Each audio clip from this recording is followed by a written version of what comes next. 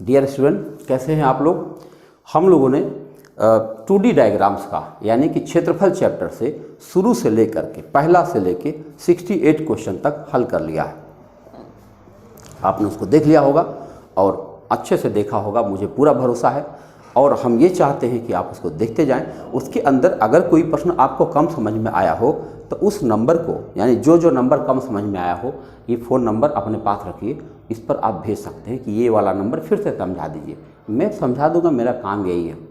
मैं बताऊं, सुबह से लेकर रात तक जो लोग हमको व्यक्तिगत तौर पर जानते हैं, हमारा एक ही काम है, टीचिंग करना बस। हम कोई LIC एजेंट नहीं हैं, हम कोई ज़मीन का बिज़नेस नहीं करते, हम कोई बिजनेस में कोई दूसरा काम करते ही नहीं, खाली एक काम करते हैं, पढ़ाने का। तो जब हम दिन भर पढ़ाते ही हैं तो वह हमसे बच्चा असंतुष्ट कैसे रह सकता है। तो अगर आपके पास कोई समस्या आती है तो आप किससे पूछेंगे? हम ही से पूछेंगे। तो ज़रूर बता दिया करिए। एक बात हो गई। दूसरी बात, चूँकि हम यहाँ पर केवल सवाल करवा रहे हैं और उन बच्चों के लिए हैं जो उन्होंने कभी न कभी एक बार पढ़ा होगा, लेकिन जो विद्यार्थी पहली बार पढ़ रहा होगा, मुझे लगता है ऐसा कि उसको कहीं कहीं कुछ चीज़ें मिस करती होंगी, ना सोच पाता होगा। उसके लिए मैंने एक कॉन्सेप्ट बेस्ड क्वेश्चन शुरू किया है, कॉन्सेप्ट बेस्ड सवाल, मतलब कि पेड बैच शुरू किया है। और उस पेड बैच की कीमत आप जानते हो, ज़रूर जानते होंगे, हमने ही बताया होगा। उसकी कीमत हमने केवल रखी है, केवल और केवल 499 बस। डेली क्लास होती है 9:30 PM पर। 9:30 PM पर डेली क्लास होती है, संडे को भी छुट्टी नहीं रहती। अब डेली क्लास एक पर होती है तो उस पर क्या होता है कि लगभग 2.5 से 3 महीने लग जाएंगे और सारी चीज़ें एक तरफ से सब कुछ क्लियर हो जाएगा। हर चैप्टर हो जाएगा, परसेंटेज भी हो जाएगा, लघुत्तम महत्तम भी हो जाएगा, औसत प्रतिशत अनुपात, चक्रवृद्धि ब्याज, समाज चक्रवृद्धि ब्याज, साधारण ब्याज, नाव, दूरी, रेलगाड़ी, धारा, सब कुछ कहते हैं इसको, सब खत्म हो जाएगा। और फीस मैंने क्या रखी है? केवल 499। 499 का मतलब एक मोबाइल रिचार्ज बस। इसलिए रखा कि ज़्यादा से ज़्यादा लोग जुड़ेंगे तो इससे क्या होगा कि देखो, वैकेंसी, नई सरकार आज बन रही है। आपने देखा बीजेपी फिर से रिटर्न कर गई, बीजेपी फिर से रिटर्न कर गई। आपने अगर लास्ट मोमेंट में योगी का भाषण सुना होगा तो आपने देखा होगा, उन्होंने रोजगार से संबंधित भी बयान दिया था। उन्होंने कहा था कि अब हम नौकरियों को जल्दी बढ़ेंगे। अब देखो क्या होता है। मुझे भरोसा है कि बहुत तेज़ी से नौकरी आने वाली है। अभी आपने कल परसों के उसमें देखा होगा, क्या नाम है, हिंदुस्तान पेपर में 40,000 वैकेंसी। इसके अलावा सिपाही वाली वैकेंसी, TGT की फिर से आने वाली है, दरोगा की 1,000 के लगभग पोस्ट फिर से आने वाली। इतनी सारी पोस्ट आने वाली है, जो चल रही है वो तो चली रही है, इतनी नई पोस्ट आने जा रही है। और वो 1-2 महीने के अंदर, यानी आप सोचो SSC का अपनी चली रही है, यानी जून महीने तक के पहले आपको कई एग्ज़ाम देना पड़ सकता है। तो अगर जून महीने तक कई एग्ज़ाम देंगे मेरे भाई, और अगर आप तैयार नहीं हैं तो कैसे पास हो जाएंगे ये बताइए। और ये भी याद रखिए, अगर इस जून तक में जो एग्ज़ाम हुए उसमें अगर नहीं हो पाए तो आने वाले 3 साल तक फिर कुछ नहीं कर सकते। जी हाँ, मैं सही कह रहा हूँ। हमारे उत्तर प्रदेश का रिकॉर्ड यही है कि शुरुआत में या तो काम हो सकता है या तो आखिरी में काम हो सकता है, बीच में कुछ नहीं होने वाला विद्यार्थियों का। ठीक है, तो ये अपने मन में बैठा लीजिए, जो मैं कह रहा हूँ उसको गंभीरता से लीजिए। जब जो मैं कहा हूँ वही हो रहा है, आप देख रहे होंगे, तो कोई बात नहीं है। चलिए आगे बढ़ते हैं अगले सवाल की तरफ। हमारा पहला सवाल आज का है, यानी 68 नंबर। लिखा, एक वृत्त के अंतर्गत एक वर्ग खींचा जाता है तथा इसी, अरे ये तो हो चुका है था भाई, 68 तो हो चुका था पिछले में, 69 से है। हाँ, 15 रुपये प्रति मीटर की दर से एक वृत्ताकार प्लाट को बाढ़ लगाने का खर्च 3300 रुपया। इस प्लाट का फर्श 100 रुपया प्रति वर्ग मीटर की दर से पक्का कराने का खर्च क्या होगा? जरा सोचो कि यह कोई वृत्ताकार पार्क है। अगर वृत्ताकार पार्क है तो कैसा होगा? कुछ ऐसे होगा, इतना बड़ा वृत्ताकार पार्क है। अब इस पार्क में कह रहे हैं कि 15 रुपया प्रति मीटर की दर से बाढ़ लगाने का खर्च 3300 रुपया है। मतलब ये हुआ कि एक राउंड इसके किनारे किनारे तार को घेराना है और 3300 रुपया खर्च हुआ। 1 मीटर का खर्चा 15 रुपया है, तो अगर हम 3300 में 15 से भाग दे दें तो ये पता चल जाएगा इसका घेरा कितना बड़ा है, यानी परिधि मिल जाएगी। तो परिधि मिल जाएगी तो कितना मिल जाएगी? परिधि बराबर हो जाएगा 3300/15, और 15 से काटेंगे, 15 दूनी 30, 15 दूनी 30, 220 मीटर। ये इसकी परिधि आ गई। और परिधि के फार्मूला हम जानते हैं 2πr। क्या हमको इससे r मिल जाएगा? अगर हम कहें कि 2πr बराबर 220, तो आप बहुत आराम से r की वैल्यू निकाल सकते हैं। 220 × 7/2 × 22 कैसे हो गया? क्योंकि पाई का मान 22/7 होता, इधर जाएगा 7/22 होगा, 2 को नीचे आना ही था। 22 से काटो, 22 ढाई 220 और 2 से काट दो, 2 25 10, 5 7 35, यानी आर की वैल्यू आ गई 35 मीटर। अब हम यहाँ लिख सकते हैं आर की वैल्यू आ गई 35 मीटर। जब आर की वैल्यू मिल गई तो क्या अब हमें क्षेत्रफल भी मिल जाएगा, और जब क्षेत्रफल मिल जाएगा तो हर वर्ग मीटर पर 100 रुपया खर्च करना पड़ेगा। आओ पहले क्षेत्रफल निकालते हैं। क्षेत्रफल होता है पाई आर स्क्वायर, यानी 22/7 गुणा 35 गुणा 35, ये तो होगा क्षेत्रफल। अब 1 मीटर स्क्वायर का 100 रुपया खर्च होता है, तो इतने मीटर स्क्वायर का क्या लगेगा, इसी में 100 का गुणा कर दो, इकट्ठे आ जाए। आओ गुणा करते हैं, तो 7 × 5 = 35 होगा, 22 × 5 = 110 और गुणा 35 और गुणा 100, यही गुणा करना है। तो आओ गुणा करते हैं, 1 2 3 0 पहले लगा लो और 11 से गुणा करो, 11 × 5 = 55, 5 × 11 = 33, 5 × 38, 3,85,000 रुपया खर्चा हो जाएगा। कितना? 3,85,000 रुपया खर्चा हो जाएगा, और ये हमारा पहला विकल्प था सही। आगे बढ़े, अगले प्रश्न को ध्यान से देखिए। 176 मीटर परिधि वाले किसी वृत्ताकार पार्क के बाहर चारों ओर 7 मीटर चौड़ाई का रास्ता बना। आओ देखो रास्ता कैसे बनाएंगे।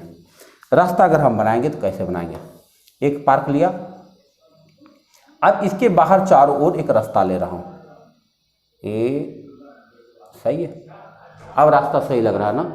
अगर ये 176 मीटर परिधि है इसकी, अगर 176 इसकी परिधि है, तो क्या हमको इससे त्रिज्या मिल जाएगी, यानी 2 पाई आर बराबर 176 दिया हुआ है, तो आर की वैल्यू हो जाएगी 176 गुणा 7/2 गुणा 22। 22 से काटोगे तो 8 बार भी काट गया, और 2 चौके 8, 4 7 28, यानी कि जो अंदर वाला वृत्त है उसका जो त्रिज्या आया है वो 28 मीटर का है। और इन्होंने कहा कि 7 मीटर चौड़ा रास्ता है, इसका मतलब हुआ अगर हम कैपिटल आर की बात करें तो 7 यहाँ से यहाँ तक है, तो 28 यहाँ तक था और 7 और है, तो 28 7 35 मीटर हो जाएगा। अब आपने देखा कैपिटल आर हमको मिल चुका है, स्मॉल आर हमको मिल चुका है, हमको रास्ते का क्षेत्रफल बताना है, बस इस रास्ते का क्षेत्रफल बताना है। रास्ते का क्षेत्रफल कैसे निकल सकता है, अगर हम बड़े वृत्त के क्षेत्रफल में से छोटे वृत्त का क्षेत्रफल घटा दें तो हमें रास्ते का क्षेत्रफल मिल जाएगा। और निकालते हैं, तो हम लिखेंगे पाई गुणा 35 स्क्वायर माइनस पाई गुणा 28 square. Pi r square formula होता है, हम पाई कॉमन ले लेंगे। अब यहाँ हो जाएगा 35 स्क्वायर माइनस 28 स्क्वायर। मैं अब 35 का स्क्वायर कर सकता हूँ लेकिन नहीं करूँगा, मैं a square minus b square के रूप में इसको तोड़ूंगा। पाई की वैल्यू लिखूंगा 22/7 और इसको जोड़ो, 8 5 13 और 3 2 5 1 6 और गुणा और घटाऊंगा तो 7 आएगा। अब ये 7 7 कट जाएगा, और गुणा करते हैं। 22 3 66, 6 आया, 22 6 का 132, 6 138, 1386 मीटर स्क्वायर एरिया आई है। कहीं दिख रहा है 1386 मीटर स्क्वायर एरिया आई है। हम लोग नेक्स्ट क्वेश्चन की तरफ चलते हैं। आओ देखा जाए। एक आयत का क्षेत्रफल 21 सेंटीमीटर त्रिज्या वाले एक वृत्त के क्षेत्रफल के समान है। अच्छा, 21 सेंटीमीटर त्रिज्या वाले वृत्त के क्षेत्रफल, यदि आयत की लंबाई तथा चौड़ाई में 14:11 का रेशियो हो तो उसकी परिमिति क्या है। आओ पहले दोनों डिजाइन बना लेते हैं। एक तो मैं पहले वृत्त बना लेता हूँ और दूसरे डिजाइन में पहले एक आयत भी बना लेता हूँ। दोनों देख लो आप, ये है। चलो अब दोनों डिजाइन आपके सामने। इन्होंने कहा आयत का क्षेत्रफल 21 सेंटीमीटर त्रिज्या, इसकी त्रिज्या कितनी, 21 सेंटीमीटर, और इसके क्षेत्रफल के समान है ये, तो पहले इसका क्षेत्रफल निकाल लिया जाए पाई आर स्क्वायर करके। वृत्त का क्षेत्रफल कितना आएगा, वृत्त का क्षेत्रफल आएगा पाई आर स्क्वायर, पाई माने 22/7 गुणा 21 गुणा 21, 7 3 21, 22 3 66, तो 66 गुणा 21, 21 छक्का 126, बोलो 6 के 6 6 दूनी 12, ठीक है। 21 छक्के 126 हासिल 12, फिर 21 छक्के 126 और 12, 26 और 12, 26 2 28 10 38, 138, 1386 फिर आ गया, ठीक है। अब ये क्या आ गया, आयत का क्षेत्रफल। अब इन्होंने कहा आयत के लंबाई चौड़ाई में 14:11 का रेशियो है, मतलब ये 14x है तो ये 11x है, और क्षेत्रफल हमको पता है, तो क्या अब हम निकाल सकते हैं 14x गुणा 11x। हमारे हिसाब से आयत का क्षेत्रफल यही है, और इनका क्षेत्रफल है कितना, 1386।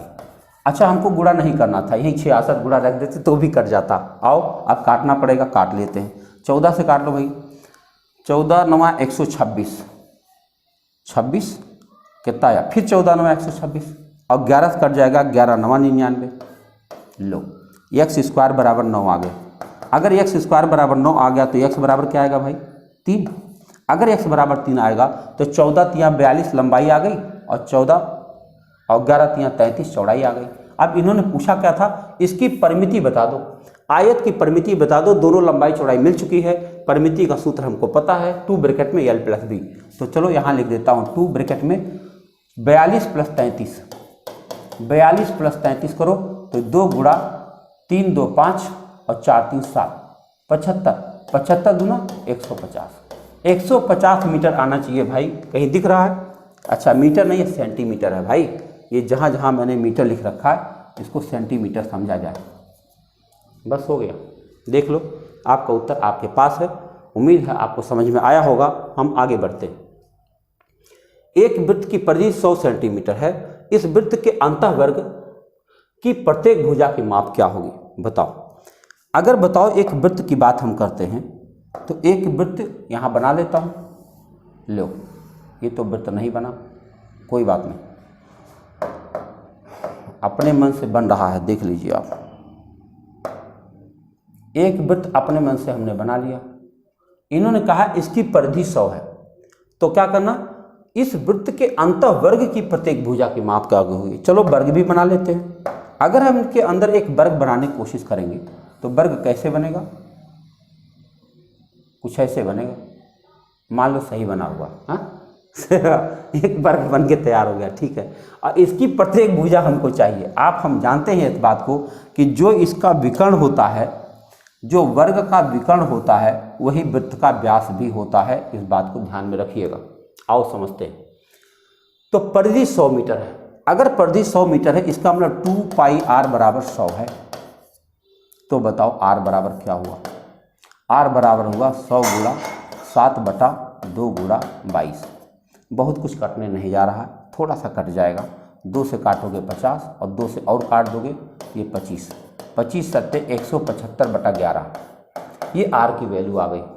अगर r की वैल्यू आ गई तो मतलब यहाँ से लेके यहाँ तक आ गई 175/11। तो 2r की वैल्यू क्या हो जाएगी, वर्ग का विकर्ण मिल जाने वाला है।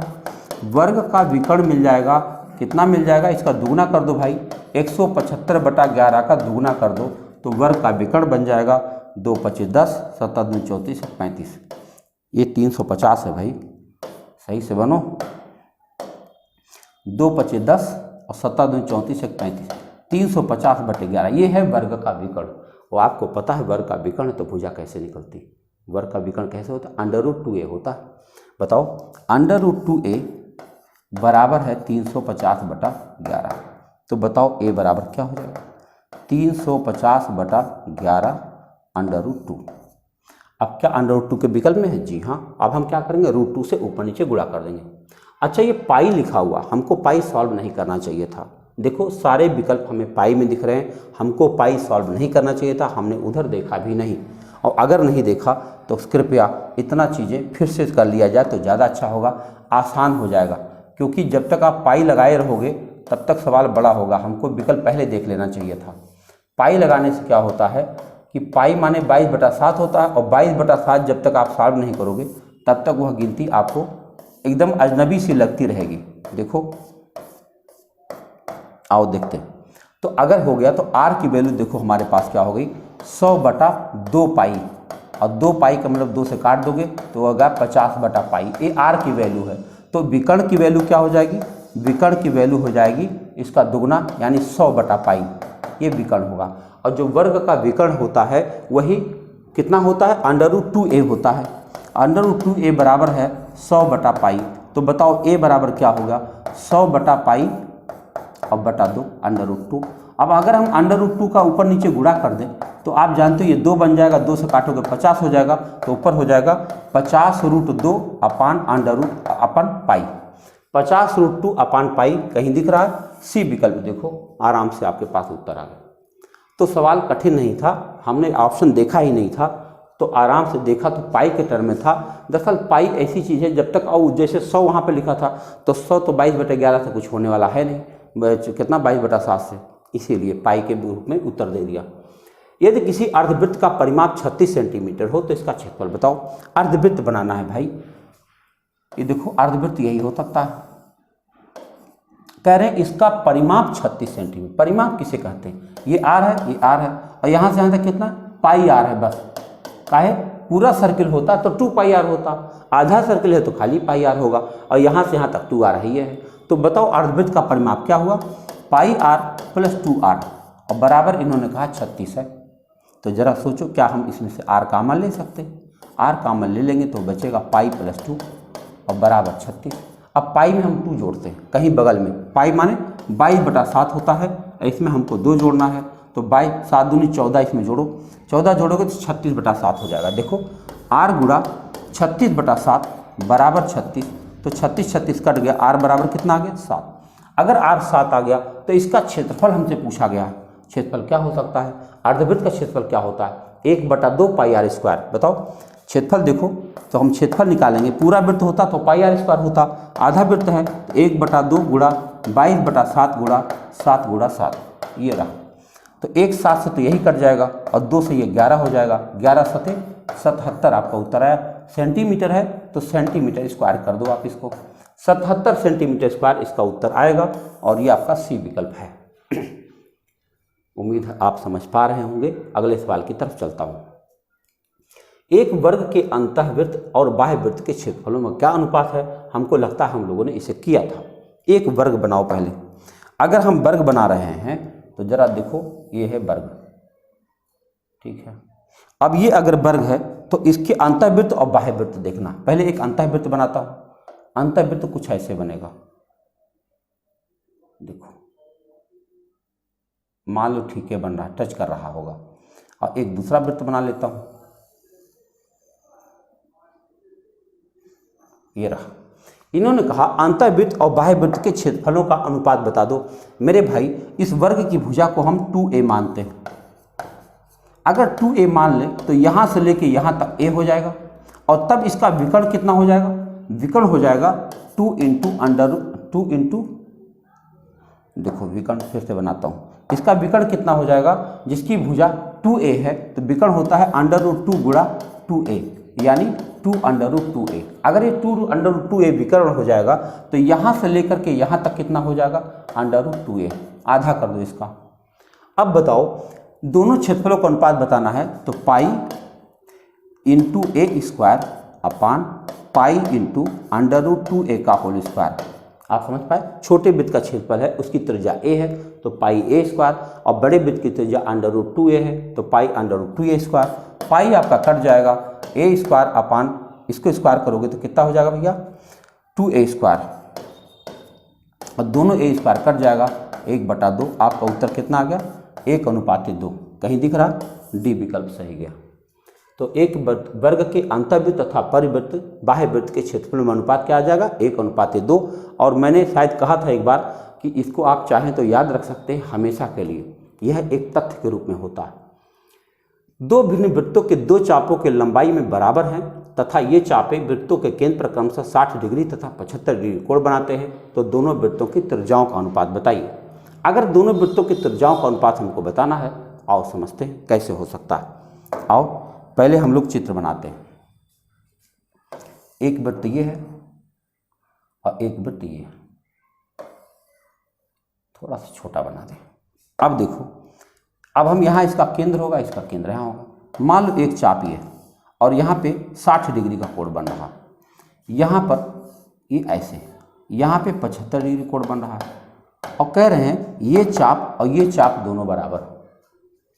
देखो कह रहे हैं ना, चाप बराबर, लंबाई में चाप बराबर, बस दोनों के डिग्री अलग अलग। अगर इसको हम कैपिटल आर मान लें और इसको स्मॉल आर मान लें तो इस चाप की लंबाई क्या होगी? आप जानते हो चाप की लंबाई क्या होती है? पाई आर थीटा बटा 180 होता है। देखो पाई आर, आर माने कितना हुआ? आर रहेगा, और थीटा माने कितना हुआ? 60 बटा 180। ये हो गया पहले चाप की लंबाई। और उस चाप की लंबाई क्या हुई?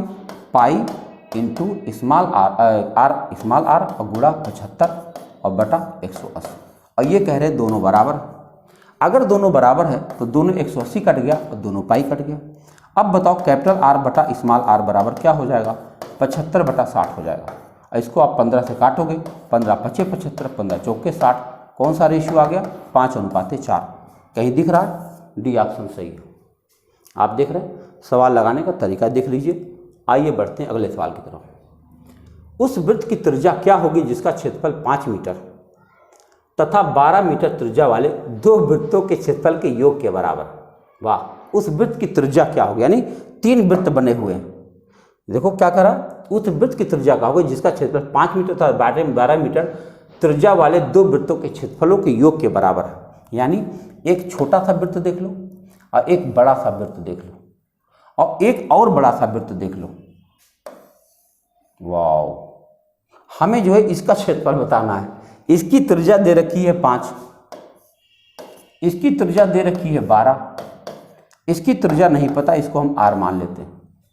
तो इन दोनों के वृत्तों के क्षेत्रफलों का योग है इसका क्षेत्रफल। यही कह रहा, देखो उस वृत्त की त्रिज्या क्या होगी जिसका क्षेत्रफल 5 मीटर तथा 12 मीटर त्रिज्या वाले दो वृत्तों के क्षेत्रफलों के योग के बराबर होगा। बताओ इसका क्षेत्रफल क्या होगा, पाई इंटू 5 स्क्वायर प्लस उसका क्षेत्रफल क्या होगा, पाई इंटू 12 स्क्वायर बराबर इसका क्षेत्रफल क्या होगा, पाई इंटू r स्क्वायर।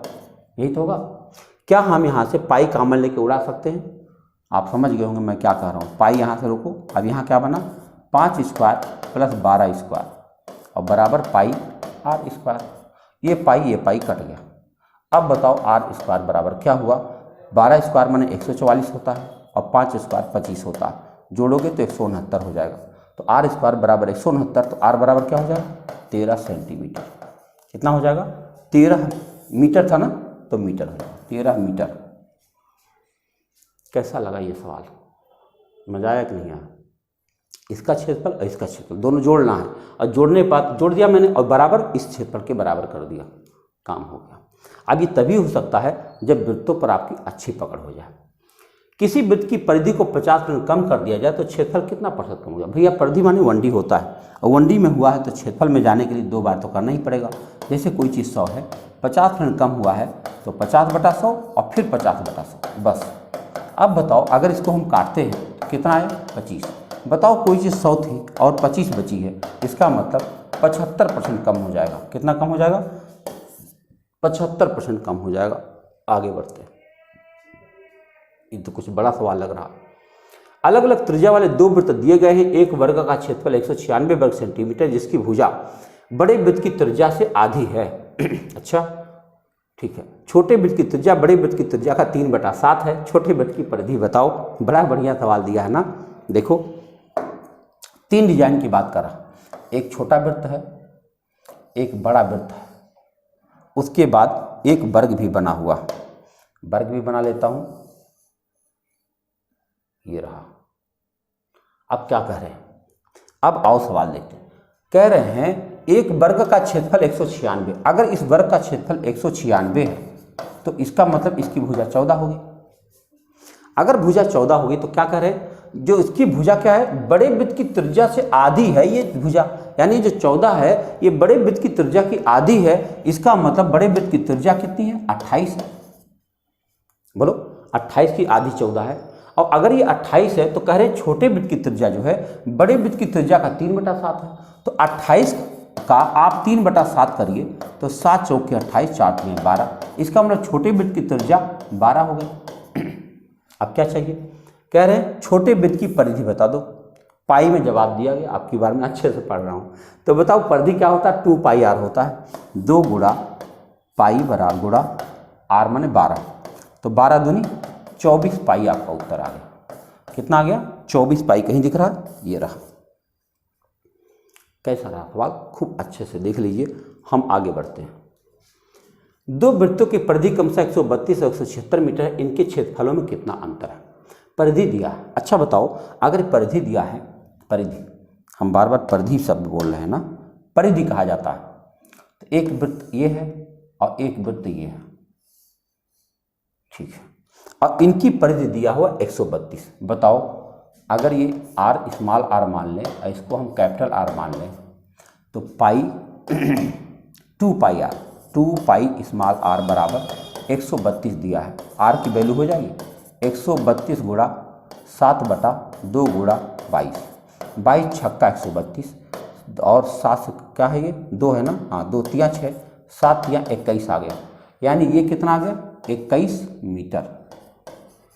अब वो भी आ जाएगा, 176 है तो 2π गुणा कैपिटल आर बराबर 176।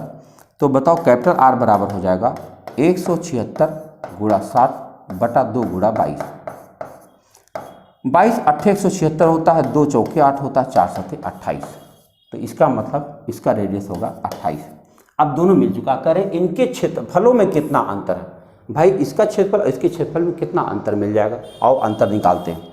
तो पहले उसका क्षेत्रफल निकालें, 22 बटा 7 गुणा 28 गुणा 28 उसका क्षेत्रफल हो जाएगा। तो 7 चौक 28 चलो गुणा करते हैं, 8 चौक के 32, 4 8 32, 3 4 दूनी 8 3 11 और गुणा 22 करना है।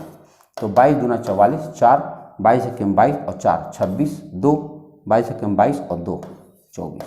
ये बड़े वृत्त का क्षेत्रफल आ गया 2464। अब छोटे वृत्त का क्षेत्रफल निकाल लो, 22 बटा 7 गुणा 21 गुणा 21, 7 तियाँ 21, 22 तियाँ 66 गुणा 21 करो, 21 छक्का 126 हासिल 12, 21 छक्का 126 और 12, 126 में 12 मिलाओ 138। अब इन्हीं दोनों का अंतर पूछा गया है। 14 में से 6 घटाओगे 8 आएगा, 15 में से 8 घटाओगे 7 आएगा, 3 में से 3 घटाओगे 0 आएगा और 2 में से घटाओगे 1 आएगा। 1078 आना चाहिए। क्या आना चाहिए? 1078 वर्ग मीटर आना चाहिए। मैंने सब कुछ लिखा है, कुछ भी छिपाने का प्रयास नहीं किया। हमने उनको परिधि दी थी तो हमने त्रिज्या निकाल ली दोनों की, और त्रिज्या निकाल ली तो दोनों का क्षेत्रफल निकाल लिया, और दोनों के क्षेत्रफल का अंतर पूछा गया था, बता दिया। आइए बढ़ते अगले सवाल की तरफ। एक आयत की लंबाई में 60% वृद्धि की गई, इसकी चौड़ाई में कितने प्रतिशत कमी कर दिया जाए कि क्षेत्रफल में परिवर्तन ना हो। बताओ कोई चीज़ 100 था, अब कह रहे हैं उसकी 60% की वृद्धि कर देंगे अर्थात 160 हो जाएगा। अब कह रहे हैं वापस आना है, वृद्धि करना नहीं, कितना कम कर दे भाई 60 कम कर दो, किस में से 160 में से, गुणा 100, यही काटना है। तो 20 तियाँ 60, 20 8 160 कितना हो गया 300 बटा 8 हो गया। काटो, 8 तियाँ 24, 6 60, 8 7 56, 4 4 बटा 8 ना, 4 बटा 8 माने 1 बटा 2, 37 सही 1/2% कहीं दिख रहा है, ये रहा पहला विकल्प, 37 सही 1/2% की वृद्धि हो जाएगी, मैंने कमी करना पड़ेगा। एक समकोण सद्बाहु त्रिभुज का कर्ण 5 सेंटीमीटर है, त्रिभुज का क्षेत्रफल कितना होगा। अच्छा बताओ, समद्विबाहु समकोण त्रिभुज ये है और कर्ण 5 है, आप जानते हो ये ए होगा ये ओ होगा। अब बताओ क्या करें, आप जानते हो ए भुजा मिल जाएगी नहीं मिल जाएगी, ए स्क्वायर प्लस ए स्क्वायर 2a स्क्वायर बराबर 25 है। तो बताओ ए स्क्वायर बराबर कितना हुआ 25/2। हमसे पूछा क्या है, त्रिभुज का क्षेत्रफल बताना। अब हमको जब ए स्क्वायर की वैल्यू मिल गई तो ए की वैल्यू अंडर रूट में आ जाएगी। बताओ ए की वैल्यू कितनी आ जाएगी 5/√2, ये ए की वैल्यू आ गई। और क्षेत्रफल निकालने के लिए क्या करते हैं 1/2 गुणा आधार गुणा ऊंचाई, और निकालते हैं 1/2 गुणा आधार 5/√2 और गुणा ऊंचाई 5/√2। काटो, तो देखो क्या हुआ 5 × 5 = 25 ऊपर हो गया, और नीचे क्या हो √2 से 2 बन जाएगा, 2 दूना में 4, ये होगा 25/4। और 25/4 को काटो, 4 × 6 = 24.25 सेंटीमीटर स्क्वायर, कितना आ गया 6.25 सेंटीमीटर स्क्वायर आपका उत्तर बन गया। अच्छे से देख लीजिए, आगे बढ़ता हूँ। यहाँ 90 डिग्री कोण था। अगला प्रश्न क्या है 6 सेंटीमीटर भुजा वाले एक समबाहु त्रिभुज के कोने को काट कर एक समषट्भुज बनाया गया है, इस समषट्भुज का क्षेत्रफल क्या होगा। आओ काटते हैं। एक देखिए यहाँ त्रिभुज की व्यवस्था है, हाँ जी है, तो आओ एक त्रिभुज बनाते हैं।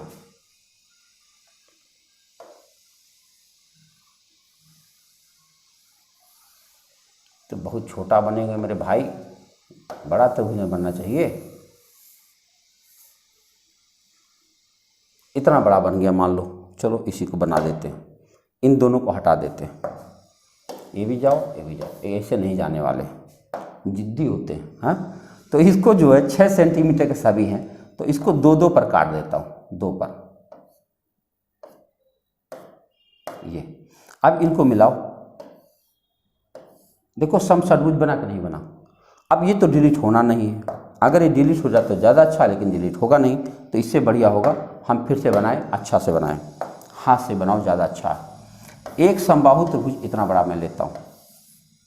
अब क्या करना, 6 सेंटीमीटर का है भुजा का है, तो हम क्या करेंगे 2-2 पर काट देंगे इसको, 2-2 पर काट दिया। अब काट करके इसको मिला देंगे।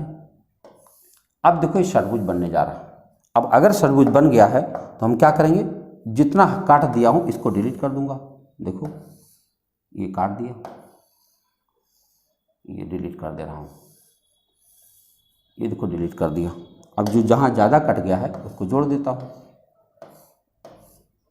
अब आप देखो ये समद्विबाहु क्या नाम समषट्भुज बन के तैयार हो गया। इसके केंद्र की तरफ जाओ, अब केंद्र से इसको मिलाओ। आपको पता है जब 6 सेंटीमीटर को आपने काटा है 3 भागों में तो 2-2 सेंटीमीटर का बना होगा, ये बना। आप जानते हैं कि ये दोनों बराबर है, इसका मतलब ये दोनों कोण भी बराबर होगा। और ये एक केंद्र पर 1 2 3 4 5 6 कोण बने हुए हैं, इसका मतलब एक कोण 60 डिग्री का होगा। अगर ये 60 डिग्री का है और ये दोनों बराबर हैं तो ये भी 60-60 हो जाएंगे। क्या आपको लगता है कि छोटा वाला त्रिभुज समबाहु त्रिभुज है? अगर समबाहु त्रिभुज है तो ऐसे ऐसे कुछ 6 त्रिभुज बने होंगे जिसकी भुजा 2 है, बस काम हो गया। समबाहु त्रिभुज का क्षेत्रफल होता है √3/4 a स्क्वायर, √3/4 a स्क्वायर मतलब 2 स्क्वायर और गुणा 6, क्योंकि 6 ठो बना हुआ। तो देखो इस 4 से ये 4 कट जाएगा, आपका उत्तर कितना आ गया 6√3 सेंटीमीटर स्क्वायर।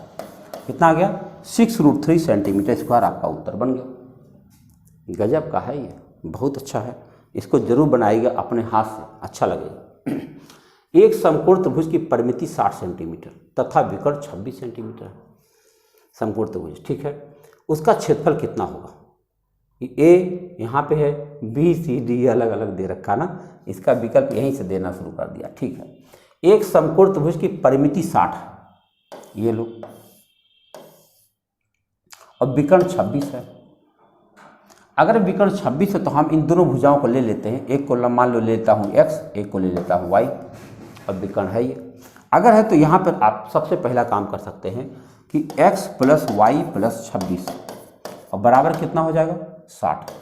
कह रहे परिमिति 60, तो बताओ x + y बराबर क्या हो जाएगा? 26 जाके वहाँ घटेगा, 10 में से 6 घटाओगे 4, 5 में से 2 घटाओगे 3, x + y बराबर 34 आ गया। अब क्या करेंगे, हमारे पास जब समकोण त्रिभुज है तो एक फार्मूला हमारा ये भी बन रहा है, x² + y² बराबर 26² 676 बन रहा है। हमको x + y पता है और हमको x² + y² पता है। हमको बताना क्या है? क्षेत्रफल बताना। क्षेत्रफल बताने के लिए हमको क्या करना पड़ेगा? बस होल स्क्वायर कर दो, काम हो जाएगा। देखो क्षेत्रफल क्या होगा इसका? इसका क्षेत्रफल होगा 1/2 गुणा x गुणा y, यानी अगर x y हमको मिल जाए तो उसका आधा कर दो, क्षेत्रफल बन जाएगा। आओ देखते हैं। तो इसका हम होल स्क्वायर कर रहे हैं, दोनों साइड होल स्क्वायर करो, तो इसको खोलेंगे तो x² + y² + 2xy बनेगा। और इसका स्क्वायर कितना होगा? 4 × 4 = 16, 1 3 × 12 24 25, 2 3 4 9 2 11। अब क्या हम x² + y² की जगह 676 लिख सकते हैं? तो बताओ 2xy बराबर क्या हो जाएगा? 1156 - 676। घटा के देखो, 6 में से 6 घटाओ 0, 15 में से 7 घटाओ 8 और 10 में से 6 घटाओ 480। 2xy बराबर 480, तो क्या हम xy बराबर 240 लिख सकते हैं? अगर xy बराबर 240 लिख सकते हैं तो हमारा क्षेत्रफल वहाँ पे आ गया। देखो 1/2 गुणा 240 अर्थात 120। कितना आ गया? 120 हमारा क्षेत्रफल आ गया। कहीं दिख रहा? यही सही है, ए विकल्प सही है, 120 सेंटीमीटर स्क्वायर। तो देख लीजिए, जहाँ पर कुछ बातें तो मौखिक हो सकती हैं और नहीं मौखिक होती हैं तो वहाँ पर अलजेब्रा की मदद ले लेते हैं और आराम से उत्तर हमारा बन जाता है। अगला सवाल देखते हैं। एक त्रिभुज की भुजाएं क्रमशः 3 4 5 सेंटीमीटर है, इनका क्षेत्रफल कितना होगा? देखो 3 4 5, जैसे आपके पास त्रिभुज मिल जाए तैसे इसको देख लो कहीं ये पाइथागोरस तो नहीं है पहले, बिना नहीं तो यस फार्मूला लगाना पड़ेगा, यस फार्मूला बड़ा होता है। तो देखो 3 का स्क्वायर 9 होता है, 4 का स्क्वायर 16 होता है, 5 का स्क्वायर 25 होता है। इन दोनों को जोड़ते हैं तो 25 आ जाता है, इसका मतलब समकोण त्रिभुज है। और अगर समकोण त्रिभुज है तो कितना आसान हो गया, ये 3 है, ये 4 है, ये 5 है, और इसका हमें क्षेत्रफल ही बताना था, 1/2 गुणा आधार गुणा ऊंचाई। अब बताओ 2 दूनी 4, 2 3 6 सेंटीमीटर स्क्वायर हमारा उत्तर होना चाहिए। कहीं दिख रहा? ये रहा। आइए बढ़ते अगले सवाल की तरफ। ये सवाल है, एक त्रिभुजाकार खेत की भुजाएं क्रमशः 20, 21 तथा 29 मीटर है। खेत में 9 रुपया प्रति वर्ग मीटर की दर से फसल लगाने का खर्च क्या होगा? आप बताओ। फिर मैं वही कहूँगा कि जब आपको 20, 21 और 29 मिलता है तो सबसे पहले चेक कर लो कहीं ये पाइथागोरस तो नहीं है। तो 20 का स्क्वायर होता है 400, 21 का होता है 441 और 29 का होता है 841। अब देखो इन दोनों को जोड़कर 841 बन रहा है, इसका मतलब यह एक समकोण त्रिभुज है। और अगर समकोण त्रिभुज है तो ये 20 है, ये 21 है, ये 29 है और राइट एंगल ट्रायंगल है। अब केवल हमको क्षेत्रफल बताना है और जब क्षेत्रफल आ जाए तो उसमें 9 से गुणा करना पड़ेगा। तो देखो 1/2 गुणा आधार है 21, ऊंचाई है 20, क्षेत्रफल तो मिल गया और गुणा 9 भी कर दो इसी समय, खर्चा भी आ जाएगा। तो 2 से काट दो इसको, 10 हो जाएगा। तो चलो 10 9 90 यानी 21 गुणा 90 हमारा उत्तर है। तो 21 9 189 होता है, 1890 रुपये का खर्च हो जाना चाहिए। कहीं दिख रहा? ये रहा। 85 नंबर सवाल आपने देख लिया। देखो कितना सिंपल सवाल होते हैं। हम अगले सवाल को नेक्स्ट क्वेश्चन करते हैं। देखिए नेक्स्ट क्वेश्चन आपके सामने है। ये लिख रहा है कि एक समबाहु त्रिभुज की प्रत्येक भुजा 8 सेंटीमीटर है, इसका क्षेत्रफल कितना होगा। सोचो एक समबाहु त्रिभुज है, आप जानते हैं समबाहु त्रिभुज के बारे में। समबाहु त्रिभुज ये है और कह रहे इसकी एक भुजा 8 सेंटीमीटर है, इसका क्षेत्रफल पूछा गया है। समबाहु त्रिभुज क्षेत्रफल का जो है फार्मूला आप जानते होंगे, √3/4 a²। बस a की जगह पे आपको 8 लिख देना है। √3/4 गुणा 8² 8² माने 64। अब अगर इस 4 से हम इसको काटें तो 16 आ जाएगा। आपका उत्तर हो जाएगा 16√3 सेंटीमीटर स्क्वायर। कितना हो जाएगा? 16√3 सेंटीमीटर स्क्वायर। सिंपल सा सवाल।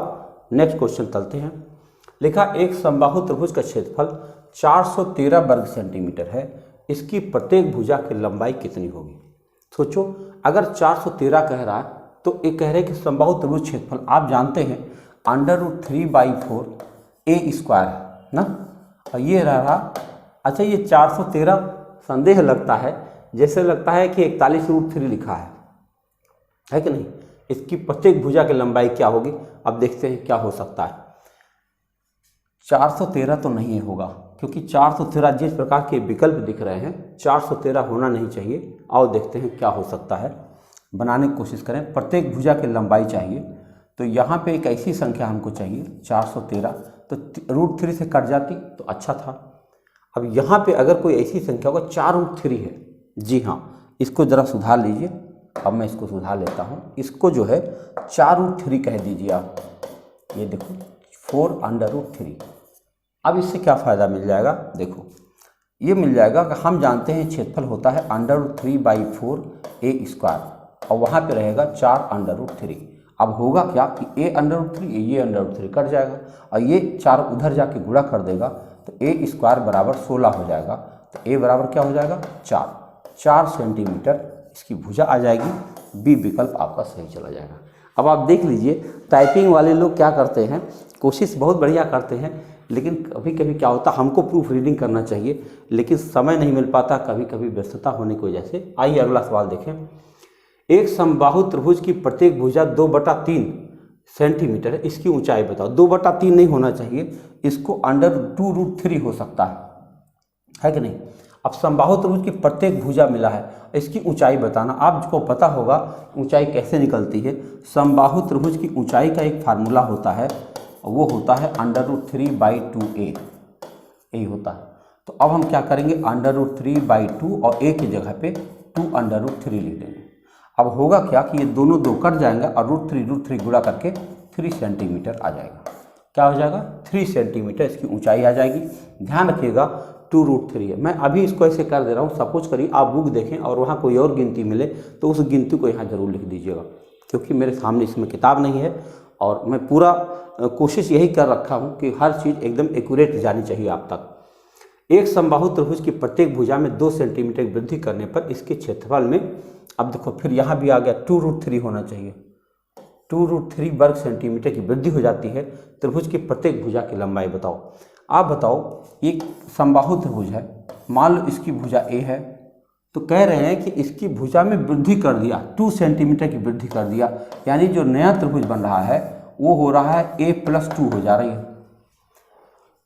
तो इसका अब क्षेत्रफल कितना बढ़ गया, 2√3 बढ़ गया।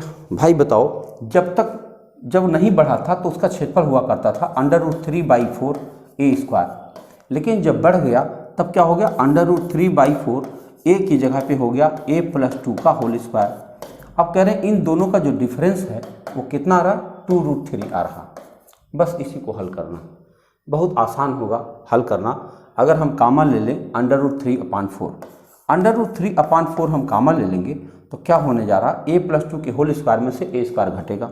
a+2 का होल स्क्वायर किया जाए, a² + 4 प्लस 2 दूना में 4a और माइनस a² ब्रैकेट बंद बराबर 2√3।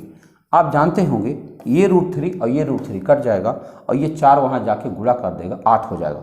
यहाँ क्या होगा, a² कट जाएगा, ये हो जाएगा 4a + 4 बराबर 8 समझ पा रहे हैं। ये 4 यहाँ से उधर जाएगा तो 4 दूना 8 हो जाएगा। इसका मतलब 4a बराबर क्या हो जाएगा, ये 4 वहाँ जा करके 4 बन जाएगा घट करके। 4a बराबर 4 होगा तो a बराबर क्या हो जाएगा 1। a बराबर 1 आ गया। 1 सेंटीमीटर भुजा का समबाहु त्रिभुज था। क्या सवाल था ना, बात क्लियर हुई कि नहीं क्लियर हुई। ये समबाहु त्रिभुज है, उसकी भुजा पहले a रही होगी, अब उसमें कह रहे हैं 2 सेंटीमीटर वृद्धि कर देंगे, तो वृद्धि करने का तो नया क्षेत्रफल ये हो जाएगा, पुराना क्षेत्रफल ये था। दोनों को घटाने में 2√3 आना चाहिए और हमने जब हल किया तो वैल्यू आ गई a बराबर 1। आइए नेक्स्ट देखते हैं। एक समबाहु त्रिभुज की ऊंचाई √6 सेंटीमीटर है, इसका क्षेत्रफल बताइए। बताओ, समबाहु त्रिभुज की ऊंचाई हम जानते हैं √3/2a होता है। अब a की जगह पे अब इसकी वैल्यू कह रहे हैं √6 है, तो भाई बताओ a बराबर फिर क्या हो जाएगा, a बराबर हो जाएगा, अच्छा √6 को हम ऐसे लिख सकते हैं √2 गुणा √3 है, और 2 उधर जाएगा तो गुणा 2 हो जाएगा और बटा √3 हो जाएगा। ये अब √3 कट जाएगा, यानी a की वैल्यू हो जाएगी 2√2। क्या पूछा था, इसका क्षेत्रफल बताओ। जब हमको भुजा मिल गई, बात क्लियर हो रही नहीं, √3/2 a और बराबर √6 और √6 को हम √2 गुणा √3 कह सकते हैं, तो √3 से √3 कट जाएगा और 2 उधर जाएगा, 2√2 आ जाएगा। अब हमको जब भुजा मिल गई तो अब हमें क्षेत्रफल चाहिए √3/4 a² माने उसका स्क्वायर, तो ये हो जाएगा 2√2 का होल स्क्वायर। तो भाई जरा फिर से देख लो एक बार, √3/4 इंटू ये हो जाएगा 2 दूना 4 दूनी 8 हो जाएगा। अब ये 4 से कट के 4 दूनी 8, आपका उत्तर बन जाएगा 2√3। कितना हो जाएगा 2√3 वर्ग सेंटीमीटर आपका उत्तर बन जाएगा। अच्छा आप खुद देख लीजिए, अगर आपको बेसिक बातें पता है तो कितनी आसानी से जवाब हो रहे हैं ना, जैसे कोई तकलीफ ही नहीं हो रही है, आराम से होता जा रहा। एक समबाहु त्रिभुज की माध्यिका की लंबाई x है, तो त्रिभुज का क्षेत्रफल बताओ। माध्यिका, समबाहु त्रिभुज की जो माध्यिका होती है वही उसकी ऊंचाई भी होती है। अब ये कह रहे हैं x है और हम इसके बारे में जानते हैं कि ये √3/2a हुआ और ये इसको हम x कह रहे हैं, तो फिर a की वैल्यू क्या आ गई, x यानी 2x/√3 आ गई। तो ये हो गए a की वैल्यू, a माने भुजा की वैल्यू आ गई। अब कह रहे हैं त्रिभुज का क्षेत्रफल बता दो। क्षेत्रफल क्या होता है, √3/4 a² होता है। a² माने इसी बात को 2 बार लिखना है, 2x/√3 गुणा 2x/√3, बस यही को काटना है। आप जानते होंगे कि 1√3 कट जाएगा और 2 दूना में 4 से ये 4 कट जाएगा, आपके पास क्या बचा x² जब आपने इसको देखा और यहाँ देखा तो x² को ही नहीं दिख रहा, इसका मतलब होता कि इसको अभी मॉडिफाई करना पड़ेगा, यानी √3 से दोनों साइड में गुणा कर दिया जाए। तो अब क्या बन जाएगा, ये बन जाएगा √3x² और नीचे बन जाएगा 3, कहीं दिख रहा √3x²/3। ये देखो चौथा विकल्प √3x²/3। ध्यान रखिएगा, कभी कभी क्या होता है कि हम उत्तर निकालते हैं और वो नहीं मिल पाता है, तो आप जरा सा ध्यान दीजिए। मतलब लड़के को क्या बताऊँ, 0.5 उसका उत्तर आया था और विकल्प में देखा तो 1/2 लिखा था और गलत करके चलाया। मतलब इतनी छोटी सी गलती, मतलब क्या कहा जाए इसको, थोड़ा केयरफुल रहने की ज़रूरत है। एक समबाहु त्रिभुज की प्रत्येक भुजा 24 सेंटीमीटर है, इसके अंतःवृत्त का क्षेत्रफल बताओ। समबाहु त्रिभुज की प्रत्येक भुजा 24 है, बताओ ये है 24। अगर ये 24 है तो क्या हम इसकी ऊंचाई निकाल पाएंगे? देखो ऐसे मैं खींच देता हूं, अगर हम ऊंचाई निकाल पाएंगे तो ऊंचाई कितना हो जाएगा √3/2a, a माने 24, तो 2 से काट देंगे तो ये जाएगा 12, यानी 12√3। आपको पता है इन्होंने अंतःवृत्त का क्षेत्रफल पूछा है। अंतःवृत्त होता क्या है, ये वाला जो माध्यिका के छोटी वाली भुजा से, ध्यान दीजिएगा, माध्यिका अपने केंद्र से 2:1 में विभाजित होती है, तो इसका जो छोटा वाला हिस्सा है यही अंतःवृत्त की त्रिज्या होती है और इसका जो बड़ा वाला हिस्सा है ये परिवृत्त की त्रिज्या होती है। तो हम क्या करेंगे, अब इसका 1/3 निकालेंगे। क्यों? क्योंकि जो छोटी वाली भुजा होती है और बड़ी वाली 2:1 में विभाजित होती है, तो हम अब इसको r नाम दे रहे हैं, r। तो r की वैल्यू हम निकालने जा रहे हैं 12√3 × 1/3 और काट देंगे तो 3 चौके 12, उत्तर बन जाएगा 4√3। ये भुजा ए आ गई r की वैल्यू। अब क्या पूछा गया था, क्षेत्रफल बता दो। क्षेत्रफल क्या होता है, पाई आर स्क्वायर। तो पाई काटना नहीं है, देखो सारे विकल्प में पाई लिखा है, इंटू आर स्क्वायर, आर की जगह पे लिख दूंगा 4√3 का होल स्क्वायर। आप इसका होल स्क्वायर कर सकते हैं, 4 चौके 16, 3 48, आपका उत्तर हो जाएगा 48 पाई। 48 पाई सेंटीमीटर स्क्वायर आपका उत्तर बनना चाहिए। कहीं दिख रहा है, ये रहा आपका उत्तर, डी विकल्प सही है। तो आप देख रहे हैं मस्ती के साथ इसका सॉल्यूशन होता जा रहा है। अगले सवाल पर चलें। एक समबाहु त्रिभुज के अंतर्वृत्त का क्षेत्रफल 462, वाह, इसी का उल्टा है जो अभी अभी हम लोगों ने किया है, उसी का उल्टा है। इसको फिर बना लीजिए, देखो ऐसे बना दिया हमने, देखो थोड़ा सा चित्र और सुंदर बनना चाहिए। चलो हम मान लेते हैं कि आप समझ रहे होंगे, है ना। तो अंतर्वृत्त की त्रिज्या इन्होंने क्षेत्रफल बता दिया है, इससे हमको इसकी त्रिज्या मिल जाएगी। बताओ, पाई आर स्क्वायर, देखो पाई आर स्क्वायर बराबर 462 दिया हुआ है, तो आर स्क्वायर की वैल्यू हमको मिलने जा रही है 462 गुणा 7/22, 22 दूना 44 और 22 एके 22, और ये देखो 7 7 49, यानी 7 गुणा 3 कर लेंगे, यानी आर की वैल्यू हो जाएगी 7√3। ये आर की वैल्यू हो जाएगी यहाँ से लेकर यहाँ तक। अगर ये 7√3 हो जाएगी तो ये 14√3 हो जाएगी। तो बताओ पूरी ऊंचाई कितनी हो जाएगी, परिमाप पूछा गया, पूरी ऊंचाई कितनी मिल जाएगी भाई, पूरी ऊंचाई मिल जाएगी, देखो पूरी ऊंचाई कितनी मिल जाएगी 7√3 गुणा 3, तो ये हो जाएगा 21√3। अब बताओ, अगर मुझे समबाहु त्रिभुज की ऊंचाई मिल गई तो अब हमें ए की जरूरत है। ए माने भुजा पूछा गया, क्योंकि परिमाप पूछा गया है तो भुजा निकलेगी तभी परिमाप निकलेगा। तो आओ, वो जो ऊंचाई निकली है उसका सूत्र हमको पता है √3/2a।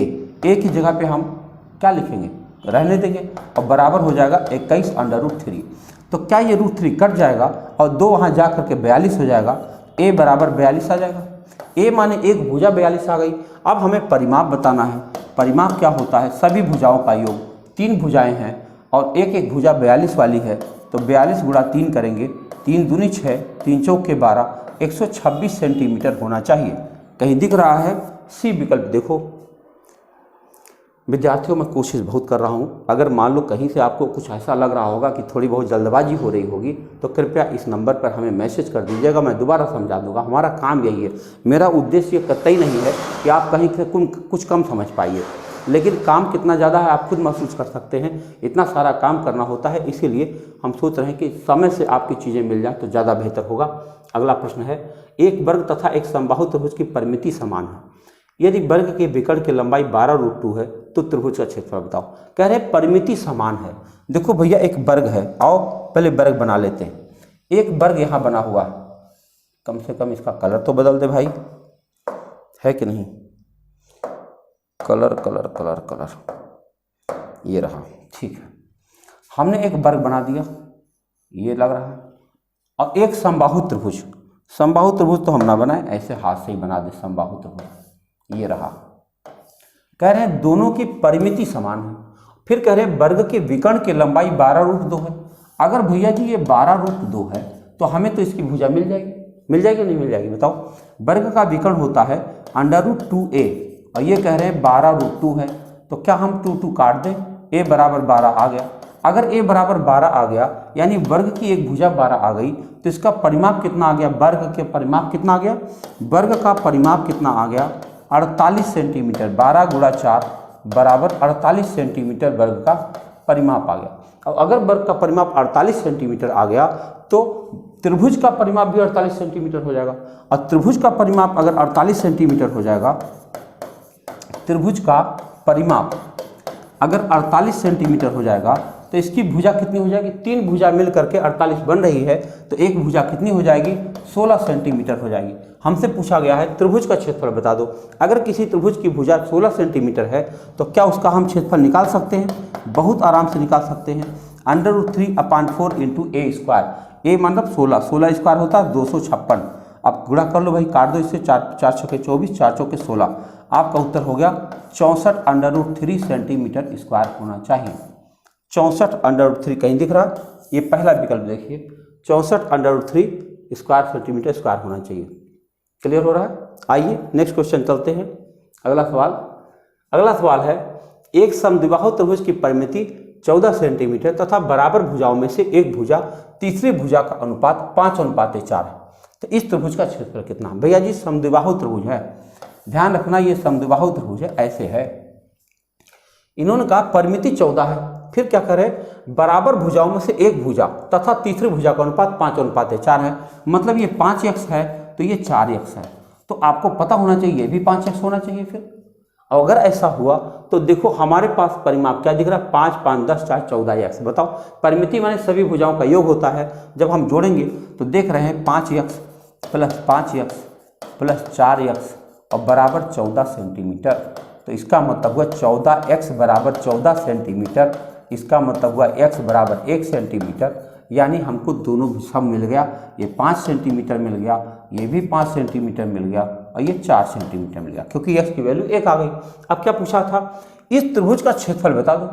भैया जी इस त्रिभुज क्षेत्रफल कैसे बता सकते हो, अगर हम इसके ऊपर एक परपेंडिकुलर डाल दें तो ये 4 है तो यहाँ से लेकर यहाँ तक की 2 हो जाएगी, होगा कि नहीं होगा? अब बताओ ये विकर्ण हो गया, यहाँ 90 डिग्री कोण बनता है, ये 5 है और ये 2 है, तो क्या ऊंचाई मिल जाएगी पाइथागोरस से? कैसे मिल जाएगी? 5 का स्क्वायर 25 और 2 का स्क्वायर 4, 25 में से 4 घटाओ, 25 में 4 घटाओगे 21 होगा, तो ऊंचाई कितनी हो जाएगी? √21 सेंटीमीटर। हमको इसका क्षेत्रफल बताना है। क्षेत्रफल कैसे निकलता है? 1/2 गुणा आधार गुणा ऊंचाई। अब मैं क्षेत्रफल निकाल रहा हूँ, 1/2 गुणा आधार कितना है? 4, टोटल ऊंचाई आधार कितना है? 4 और गुणा ऊंचाई है √21। अब 2 से ये कट जाएगा, आपका उत्तर हो गया 2√21 सेंटीमीटर स्क्वायर। 2√21 सेंटीमीटर स्क्वायर आपका उत्तर आ गया। ये आपका था 95 नंबर प्रश्न। हम आगे बढ़ते हैं अगले सवाल की तरफ। एक समकोण त्रिभुज का क्षेत्रफल 30 वर्ग सेंटीमीटर है तथा इसके कर्ण की लंबाई 13 सेंटीमीटर है, छोटी भुजा की लंबाई बताइए। एक देखो क्या है, समकोण त्रिभुज है, इसका कर्ण 13 सेंटीमीटर है और इसकी छोटी भुजा की लंबाई हमको बताना है। हमको नहीं पता है, x की वैल्यू नहीं पता है, और क्या बताया, क्षेत्रफल 30 है, तो हम इसको y मान ले रहे हैं। अगर हम y मान लेंगे तो हमारे पास इक्वेशन 2 बन रहे हैं। देखो 1/2 गुणा x गुणा y बराबर 30 कहा रहे हैं। इसका मतलब हुआ x y बराबर कितना हो जाएगा, 30 दूना 60। एक इक्वेशन तो ये बन गया। और दूसरा पाइथागोरस वाला थ्योरम बन रहा है, x² प्लस y स्क्वायर बराबर 13², x² प्लस y स्क्वायर बराबर 13² माने 169। ये हमारे पास 2 इक्वेशन बन के तैयार है। हमसे पूछा गया है छोटी भुजा की लंबाई बताओ। छोटी भुजा की लंबाई कैसे मिल सकती है? छोटी भुजा की लंबाई निकालने के लिए देखो, अगर बताऊं थोड़ा सा भी अगर आपको पाइथागोरियन ट्रिक पता है तो आपको खूब पता है, ये 5 होगा, ये 12 होगा, तभी ये 13 हो सकता है, मैं समझ सकता हूँ। लेकिन मैं मान के चलता हूँ कि आपको यह बात नहीं पता। जब आपको नहीं पता है तो अलजेब्रा से निकालना पड़ेगा। x plus x² plus y square आपको पता है, x y आपको पता है। क्या आप जानते हैं कि अगर हम x प्लस y का होल स्क्वायर रखें, x प्लस y का होल स्क्वायर बनाने की कोशिश करें तो ये बनता है x² plus y square plus 2xy, बनता है कि नहीं? तो x² प्लस y स्क्वायर की जगह पे हम 169 रख सकते हैं और 2xy की जगह पे हम 1xy 60 है तो 2xy 120 हो जाएगा। जरा जोड़ के देखो, 9 आया, 6 2 8 आया, 2 आया। ये देखो x प्लस वाई का होल स्क्वायर बराबर 289 है, तो क्या हम x प्लस वाई बराबर 17 कह सकते हैं?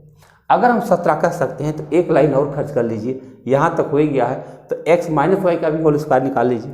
कैसे निकलता है? x माइनस वाई का होल स्क्वायर बराबर होता है x² plus Y square minus 2xy, यानी कि अब 169 में से आप 120 घटा दीजिए तो ये क्या बनेगा, 9 और ये बनेगा 4, यानी x माइनस वाई का होल स्क्वायर बराबर 49 आ जाएगा, यानी x माइनस वाई बराबर 7 आ जाएगा। अब आपके पास क्या है, x प्लस वाई बराबर क्या आया था, 17 है, और x माइनस वाई बराबर क्या आया है, 49 है, यानी 7 है। तो अब बताओ अगर हम घटा लें तो छोटी भुजा मिल जाएगी कि नहीं मिल जाएगी? x कैंसिल हो जाएगा, यहाँ 2y बराबर 10 आएगा और यह y बराबर 5 आ जाएगा। तो ये छोटी भुजा को हमने y मान लिया। यहाँ पर x मुझे लिखना चाहिए था। देखो अगर हम लिखें यहाँ पर तो हमको यहाँ पर x और यहाँ पे हाँ यहाँ पे y लिखना चाहिए, छोटी भुजा को y, है ना। देखो y की वैल्यू 5 आ गई।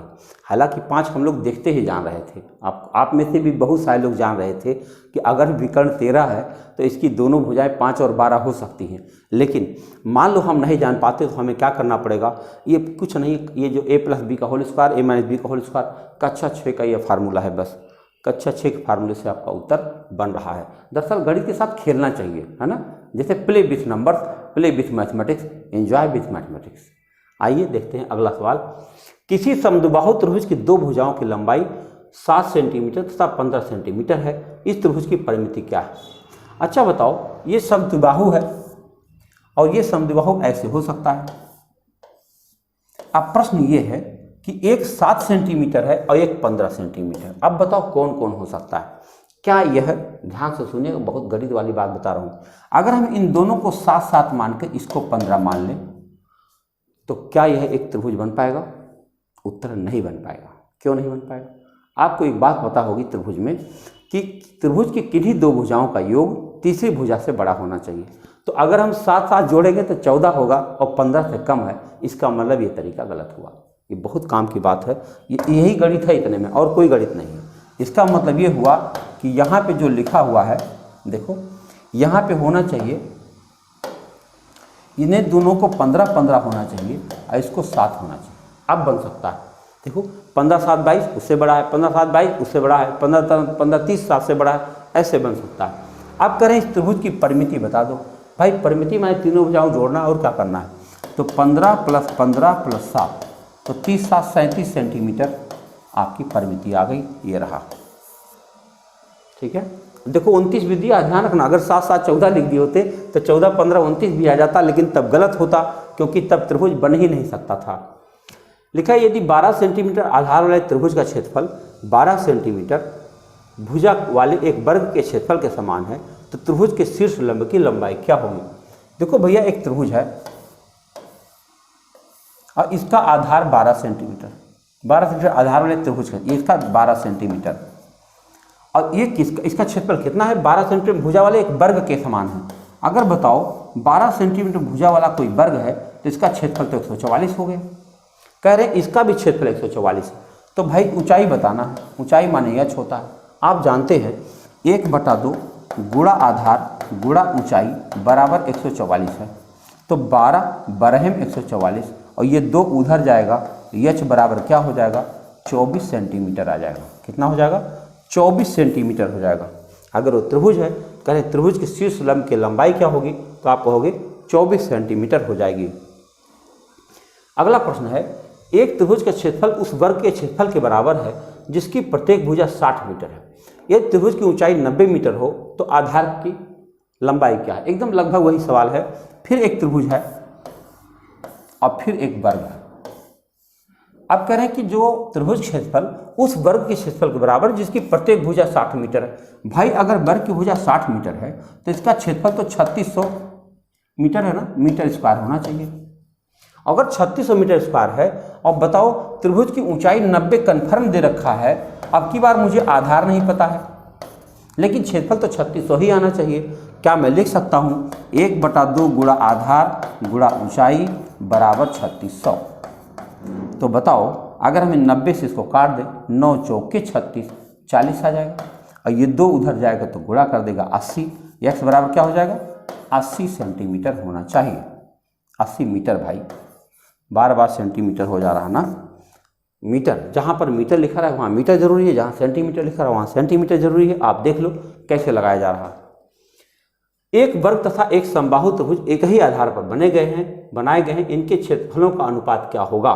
जानते हैं यहाँ पर एक चीज़ गलत लिखा हुआ है, इसमें जो इनका चौथा विकल्प है वो होना चाहिए 1 से बड़ा, ये जरूरी है। अगर 1 से बड़ा होगा तभी ये उत्तर आएगा और दिखाते हैं कैसे।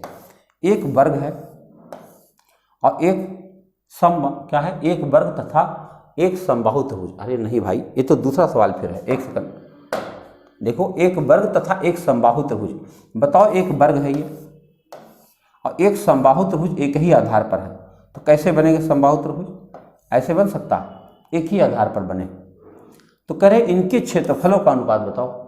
अगर इनके क्षेत्रफलों का अनुपात होगा, मान लो ये भुजा ए है तो ये भी ए होगा और ये भी ए होगा, सब ए है, इतना सारा ए है। तो बताओ वर्ग का क्षेत्रफल क्या होगा, ए स्क्वायर, और समबाहु त्रिभुज क्षेत्रफल क्या होगा, √3/4 ए स्क्वायर। अगर हम बिंदी लगा दें तो ये दोनों ए स्क्वायर कट जाएंगे, 4 इधर आएगा, आपका उत्तर होगा 4√3। देखो जिसको मैं मिटा रहा था वही उत्तर आ चुका। दरअसल मुझे कोई और सवाल याद आ गया था। क्लियर हो गया? आगे बढ़े। एक त्रिभुज के आधार की लंबाई 15 मीटर तथा ऊंचाई 12 मीटर है। एक दूसरे त्रिभुज के क्षेत्रफल इस त्रिभुज के क्षेत्रफल से दुगना है तथा इस त्रिभुज के आधार की लंबाई 20 मीटर है। इस त्रिभुज की ऊंचाई कितनी होगी? देखो दो त्रिभुज के बारे में कह रहा है। एक त्रिभुज ये है और एक त्रिभुज थोड़ा बड़ा है। तो कह रहे हैं कि इसके आधार की लंबाई 15 मीटर है और ऊंचाई इसकी 12 मीटर है। और कह रहे हैं दूसरा जो त्रिभुज है उसके आधार की लंबाई 20 मीटर है और ऊंचाई हमको नहीं पता है, लेकिन यह तय है कि उसका जो क्षेत्रफल इसके क्षेत्रफल से दुगना है। मतलब उसका क्षेत्रफल कितना होगा, 1/2 गुणा आधार गुणा ऊंचाई हमको नहीं पता है, लेकिन क्षेत्रफल कितना है इसके बराबर, इसके दुगने के बराबर। इसका क्षेत्रफल कितना है, 1/2 गुणा आधार गुणा ऊंचाई, और इसका दुगना करोगे तो गुणा 2। आप समझ रहे? जो उस वाले त्रिभुज क्षेत्रफल है इस वाले त्रिभुज क्षेत्रफल का दुगना है। तो इस वाले त्रिभुज क्षेत्रफल 1/2 गुणा आधार गुणा ऊंचाई गुणा 2 कर दिया। अब चलो काट दिया जाए, 1/2 तो ऐसे भी खत्म हो जाएगा। अब बताओ h बराबर क्या हो जाएगा, 15 गुणा 12 गुणा 12, 12 नहीं है, 15 गुणे 12 गुणा 2 है मेरे भाई। गलतियाँ क्यों ज़्यादा हो रही हैं, और बटा 20। अगर हम काटें तो 5 से काट सकते हैं, 5 तियाँ 15, 5 चौके 20 और 4 तियाँ 12, 3 तियाँ 9 दूनी 18। उसकी ऊंचाई क्या होनी चाहिए, 18 मीटर होनी चाहिए। कितना होनी चाहिए, 18 मीटर होनी चाहिए। ठीक है, छोटा सवाल था, उम्मीद है कि आपको समझ में आया होगा। आइए अगले सवाल पर बात करें। किसी समांतर चतुर्भुज की एक भुजा 18 सेंटीमीटर है तथा इस भुजा के विपरीत भुजा से दूरी 8 सेंटीमीटर है। समांतर चतुर्भुज का क्षेत्रफल बताओ। किसी समांतर चतुर्भुज की एक भुजा 18 सेंटीमीटर है। लो मान लो ये 18 सेंटीमीटर। किसी समांतर चतुर्भुज की एक भुजा 18 तथा इस भुजा से विपरीत भुजा से दूरी 8 सेंटीमीटर। तो इसके विपरीत भुजा तो यही है, इससे दूरी कितनी है, 8 सेंटीमीटर। बताओ। अब कह रहे समांतर चतुर्भुज क्षेत्रफल बताओ। आपको पता समांतर चतुर्भुज क्षेत्रफल क्या होता है। समांतर चतुर्भुज क्षेत्रफल होता है आधार गुणा ऊंचाई। आधार कितना है 18, ऊंचाई कितना है 8, 18 8 144 सेंटीमीटर स्क्वायर। आपका उत्तर आ गया। इतना छोटा सवाल है, डी विकल्प आपका सही जा रहा। देख रहे, बस कभी कभी गणित में एक समस्या जो आती है भाषा से संबंधित। भाषा मतलब जो लिखा रहता है, कुछ लड़का समझ लेता है, कुछ और गलतियाँ कर देता है। हम कॉन्सेप्ट बेस्ड क्वेश्चन शुरू कर चुके हैं, आपको पता ही होगा। मैं बीच बीच में इसलिए बताता रहता हूँ कि आप में से कई लोग हैं जो बेहतर गणित जानते हैं, नो डाउट अच्छा जानते हैं, लेकिन आपके ही कोई दोस्त या भाई ऐसे हो सकते हैं जिनको बेसिक कॉन्सेप्ट नहीं पता है, तो वो इतने जल्दी नहीं समझ पाएंगे। तो उनसे आप कह सकते हैं कि आप ये 499 बैच ज्वाइन कर लें। ये आप सब के लिए भलाई की बात कर रहा हूँ। भलाई ये है कि सारे एग्ज़ाम जुलाई से पहले होने हैं। जी हाँ, 2022 की जुलाई। और अगर जुलाई से पहले आप नहीं तैयार हो पाए तो आने वाले कुछ समय तक कोई वैकेंसी खास दिखने वाली नहीं है। तो अब मेरे अनुभव का अगर आप लाभ उठा सकते हैं तो जो मैं कह रहा हूँ सो समझ लीजिए, फायदे वाली बात कर रहा हूँ। देखो, एक समांतर चतुर्भुज की संगत भुजाएं क्रमशः 30 मीटर तथा 14 मीटर लंबी है। और पहले बना लिया जाए। एक समांतर चतुर्भुज है, इसकी भुजाएं 30 मीटर और 14 मीटर है। इन भुजाओं के शीर्षों को मिलाने वाले विकर्ण की लंबाई 40 मीटर है। ये लो मिला लिया, 40 मीटर। समांतर चतुर्भुज का क्षेत्रफल कितना होगा? अब लफड़ा देख लो, ये 40 कह रहे हैं। भैया जी 3 भुजाएं मिल गई तो इस त्रिभुज का क्षेत्रफल तो हीरोज फार्मूला से निकल जाएगा, और जब निकल जाएगा तो उसका दुगना कर देना होगा। यानी हीरोज फार्मूला लगाना, उसका दुगना करना, आओ मेहनत वाला काम। तो चलो पहले निकाला जाए। तो पहले इस त्रिभुज क्षेत्रफल, अगर हम इसको ABCD मान लें, A है, B है, C है, D है, तो त्रिभुज BCD का क्षेत्रफल, त्रिभुज BCD का क्षेत्रफल हम लोग निकालने जा रहे हैं, और वो भी S फार्मूला से। तो पहले S ज्ञात किया जाए। क्या होगा 30 प्लस 40 प्लस 14 बटा 2, 40 चीज 70, 70 10 84, 84 बटा 2 माने 42, 42 आ गया। अब चलो त्रिभुज का करें, ये रहा तो 42 गुणा, अब ये हो जाएगा 42 माइनस 30, फिर 42 माइनस 40 और फिर 42 माइनस 14, यही तो होना है भैया। यस फार्मूला आप जानते होंगे। आओ देखा जाए, अब क्या होगा, ये 42 होगा गुणा 42 में से 30 घटाओगे तो 12 आएगा, 42 में से 40 घटाओगे तो 2 आएगा, और 42 में से 14 घटाओगे तो 12 में से 4 घटाओगे 8 और 3 में से 1 घटाओगे 2, 28 आएगा। क्या इसको हम ब्रेक कर लें यहीं पर? आओ ब्रेक करते हैं। तो अगर हम ब्रेक करेंगे तो क्या बनेगा, इस 42 को हम लिख सकते हैं 6 गुणा 7, इस 12 को हम लिख सकते हैं 6 गुणा 2, इस 2 को रहने देंगे और इसको लिख सकते हैं 4 गुणा 7। बस आओ समझा जाए, ये 6 और ये 6 को हम बाहर करेंगे तो यहाँ 6 आ जाएगा, ये 7 और ये 7 को हम बाहर करेंगे तो 7 बाहर आ जाएगा, इस 2 और 2 को हम बाहर करेंगे तो यहाँ 2 आ जाएगा, और इस 4 का वर्गमूल 2 ले लेंगे तो 2 भी बाहर आ जाएगा। ये क्या आ गया, इस छोटे वाले त्रिभुज के क्षेत्रफल आ गया। लेकिन अगर इसको हम दुगना कर देंगे तब पूरे चतुर्भुज का आ जाएगा, तो इसी समय गुणा 2 भी कर दीजिए। अब बस गुणा कर लीजिए, आपका उत्तर आ चुका है। 6 7 42, 42 दूना 84, 84 गुणा 4, 84 गुणा 4 आपका उत्तर है। 4 चौके 16, 1 4 6 32 1 33, 336 मीटर स्क्वायर, 336 मीटर स्क्वायर आपका उत्तर आना चाहिए। कहीं पर दिख रहा है, पहला विकल्प आपका सही है। बहुत मज़ेदार है, अकेले में इसको जब आप लगाएंगे ना दिल खुश हो जाएगा।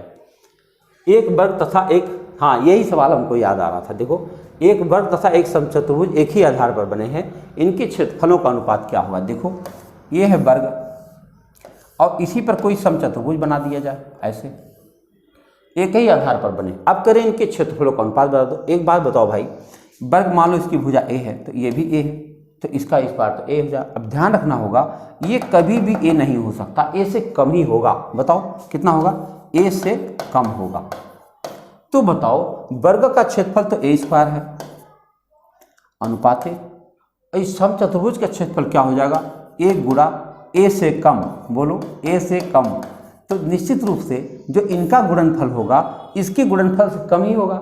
बोलो, जो इसका गुणनफल होगा इसके गुणनफल से कम ही होगा, यानी इसका अनुपात ऐसे बनेगा, इधर कोई बड़ी संख्या होगी इधर कोई छोटी संख्या होगी। जब भी कभी ऐसा कोई अनुपात बनता है, जैसे मान लो यहाँ कोई 3:2 बने या 5:4 बने या 7:3 बने, कोई भी अनुपात हो सकता है जिसका ये पहला अक्षर बड़ा और दूसरा अक्षर छोटा हो, ऐसे सभी अनुपात को एक से बड़ा समझा जाता है। क्यों समझा जाता है, 3:2 का मतलब 3/2 और 3/2 एक से बड़ी गिनती है।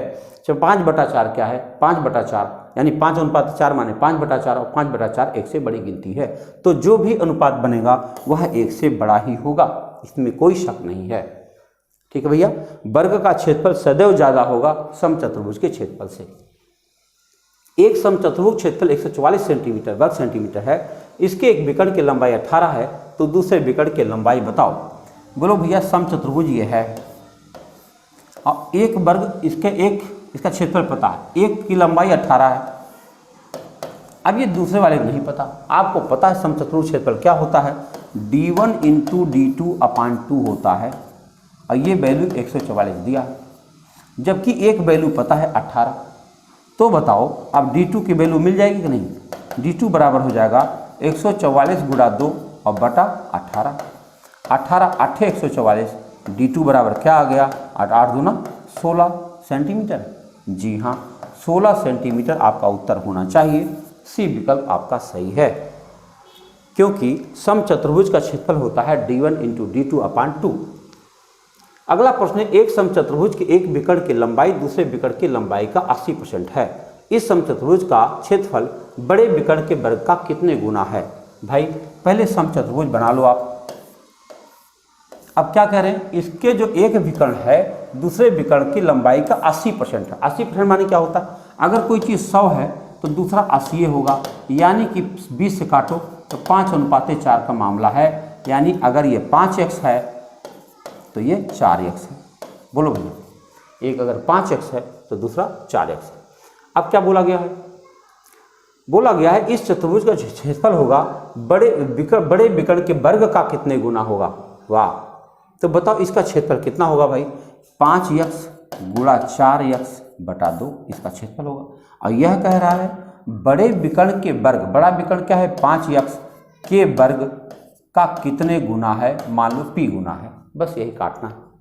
आओ समझा जाए, तो ये हो जाएगा, काटे 5 चौके 20x स्क्वायर, देखो ये कितना हो जाएगा 5 चौके 20x स्क्वायर बटा 2 बराबर 25x स्क्वायर गुणा p। तो x स्क्वायर तो गया, और भी काट लो, 25 इधर ला दो, तो p बराबर क्या हो जाएगा, p बराबर होगा 20 बटा 2 गुणा 25, और काटा जाए तो 5 चौके 20, 5 पचे 25, 2 दूना 4, कितना हो जाएगा 2 बटा 5, कितना गुना हो जाएगा 2 बटा 5 गुना होगा। बड़े विकर्ण के वर्ग का कितने गुना होगा, 2 बटा 5 गुना होगा। आइए नेक्स्ट देखते हैं। एक समचतुर्भुज की एक 5 सेंटीमीटर तथा विकर्ण 8 सेंटीमीटर है, इसका क्षेत्रफल बताओ। एक भुजा होनी चाहिए ना, एक भुजा 5 सेंटीमीटर और एक विकर्ण 8 सेंटीमीटर है। आप खुद बताओ, अगर हम इसको ले लें ऐसे, तो कह रहे भुजा 5 सेंटीमीटर है और एक विकर्ण 5 है। अगर एक विकर्ण 8 है, अगर ये विकर्ण को हम 8 मान लें, इसको मान लें 8, अगर इसको हम 8 मान लेंगे तो पक्का ये 4 हो जाएगा, यहाँ समकोण त्रिभुज बनता है। तो बताओ समकोण त्रिभुज है और कर्ण 5 है और लंब 4 है, तो ये वाला आधार 3 आ जाएगा पाइथागोरस थ्योरम से। 25 में से 16 घटाओगे तो 9 आएगा, 9 का वर्गमूल 3 आएगा, यानी यह वाला विकर्ण 6 आ जाएगा।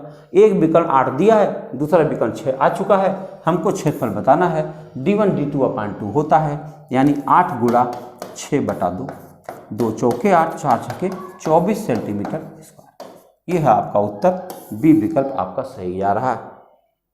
अच्छा लग रहा होगा। आइए, अब ये चैप्टर अभी खत्म हो रहा है, बहुत मजा आएगा, पूरा लगाइएगा, 2 बार लगाइए, चाहे 10 बार लगाइए, सबको शेयर करिए, है ना, मजा आ जाएगा। थोड़ा जोश में रहिए, हल्का फुल्का पढ़ाई से कुछ होने नहीं जा रहा।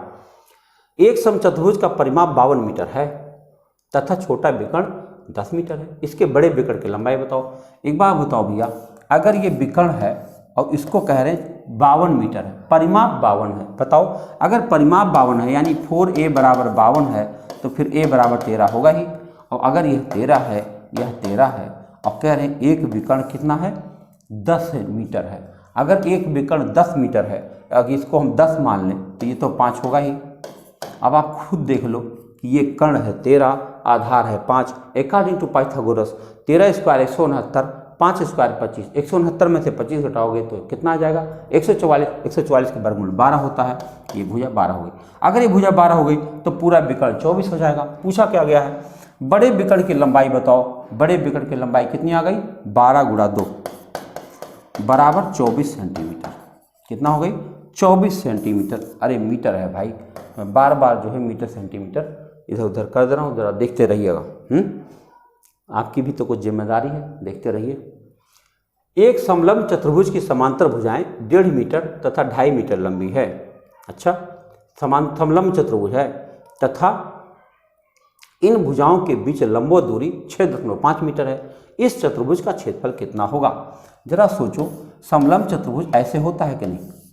इसको इन्होंने कहा 1.5 मीटर है, इसको कहा 2.5 मीटर है, और इसकी ऊंचाई क्या बोला 6.5 मीटर है। आप जानते होंगे क्षेत्रफल निकालने का क्या तरीका होता है, 1/2 गुणा समांतर भुजाओं का योग, यानी 1.5 प्लस 2.5 और गुणा ऊंचाई 6.5, इसी को हल करना।